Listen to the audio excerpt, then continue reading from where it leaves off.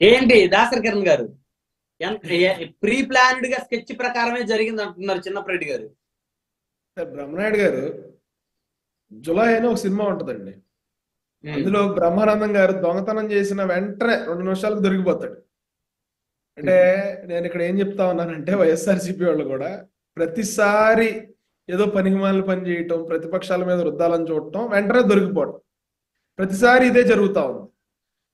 ఈ రోజున ఒకటే ప్రశ్నిస్తా ఉన్నా, 2 లక్షల రూపాయల పారితోషికం జగన్మోహన్ రెడ్డి గారి మీద ఏదో గులకరాళ్ళు వేశారని చెప్తా ఉన్నారు కదా. వైఎస్ఆర్సీపీ ప్రతినిధే చెప్తా ఉన్నారు ఏదో స్పాంజ్ గులకరాయి అని.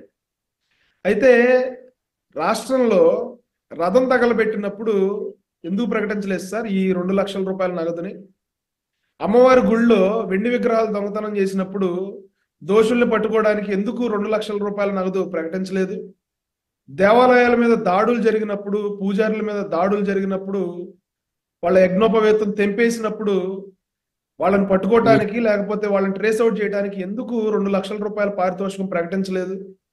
ఈ రోజున జగన్మోహన్ రెడ్డి గారి మీద ఒక కోడికత్తి డ్రామా టైప్ లో ఒక స్పాంజ్ గులకరాయని ఎవరో ఇసిరితే రాష్ట్రం కన్నీరు పెడతా ఉంది. రాష్ట్రం మీద దాడి జరిగిందని చెప్పి వీళ్ళు ప్రచారం డైవర్ట్ చేస్తా ఉన్నారు. చేసే చేయొద్దు. స్పాంజ్ గులకరాయిలు పెట్టి సినిమాలలో నటించే విధంగా చేసేటటువంటి వాటికి రాళ్ళు కాదు వేసింది, వాస్తవమైనటువంటి రాళ్లను వేసి ముఖ్యమంత్రి గారిని గాయపరిచి ముఖ్యమంత్రి గారిని అంతమొందించాలన్న ప్రయత్నం జరిగిందన్న దాన్ని తీసుకొచ్చి సినిమా మాటలు, సినిమా కథలు, సినిమా ఇవి ఇదిగో అందుకనే 2 చోట్ల ఓడించారు, మరో చోట కూడా మిమ్మల్ని ఓడించడానికి ప్రజలు సిద్ధంగా ఉన్నారు. ఇలాంటి మాటలు మాట్లాడకుండా మీ ఆవేదన కాదు బ్రహ్మనాయుడు గారు, ఆయన ఆవేదన, వేదన, రోదన మొత్తాన్ని మేము అర్థం చేసుకోగలం. ఓడిపోతా ఉన్నారని చెప్పి వాళ్ళు రకరకాల డ్రామాలకు తెరలేపుతా ఉన్నారు, మేము అర్థం చేసుకుంటున్నాం, ప్రజలు కూడా అర్థం చేసుకుంటున్నారు. కాకపోతే నాకు ఇక్కడ వచ్చిన సందేహం ఏంటంటే నాకు ఇక్కడున్న సందేహం ఏంటంటే సుగాలి ప్రీతి అనే ఒక పాపని 15 సంవత్సరాల అమ్మాయిని స్కూల్కి వెళ్తే రేప్ చేసి చంపేస్తే ఆ రోజున రాష్ట్రం కన్నీరు పెట్టలేదా? గుంటూరు డిస్టిక్ లో బాపట్లలో అమర్నాథ్ గౌడ్ అనే ఒక వ్యక్తి మీద, ఒక పిల్లాడి మీద కిరసనాయిలు పోసి సజీవ దహనం చేస్తే ఆ రోజున రాష్ట్రం కన్నీరు పెట్టలేదా? ఆ రోజున జగన్మోహన్ రెడ్డి గారికి పట్టలేదా? రాష్ట్ర వ్యాప్తంగా 31,177 మంది మహిళలు మిస్ అయితే సమీక్ష పెట్టండి మహాప్రభు అని చెప్తా ఉంటే ఈ రోజు వరకు సమీక్ష చేయని జగన్మోహన్ రెడ్డి గారు ఆ రోజున మన రాష్ట్రం కన్నీరు పెట్టలేదా? నేను వైఎస్ఆర్సీపీ వాళ్ళని సూటిగా ఒకటే అడుగుతా ఉన్నా, రాయి విసిరారని మీకు అనుమానం కలిగినప్పుడు మీరు ఆయనకి షీల్డ్ ఇచ్చి ఆయన్ని కవర్ చేసి బస్సు లోపలికి ఎందుకు తీసుకెళ్లలేదు? ఆయన్ని బస్సు మీదే ఎందుకు నుంచోబెట్టారు? సెక్యూరిటీ ఎందుకు కవర్ చేయలేదు ఆయన్ని? డాక్టర్ బస్సు మీదకి వచ్చి ట్రీట్మెంట్ చేయాల్సిన అవసరం ఏంటి? ప్రజలు పిచ్చి వాళ్ళు అనుకుంటా ఉన్నారా? ప్రతిపక్షాలు కనిపెట్టలేమనుకుంటా ఉన్నారా? ఎందుకు పట్టుకోవట్లేదు? ఎందుకు దొరకలేదు మీకు? గులకరాయి ఎందుకు దొరకలేదు?